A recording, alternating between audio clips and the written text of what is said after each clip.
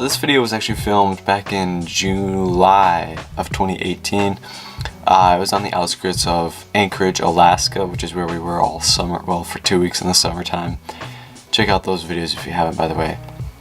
But this was just a small Explorer. We saw it on the side of the road, decided to pull over. It's a small coastal building with a cool satellite dish. So like I said, we're right by the ocean, that's why there's so much wind. I just wanted to share what it was so I didn't leave you guys hanging thinking that's where I am right now, because nope, still in the Arctic tundra of Minnesota. But yeah, so that's what this is.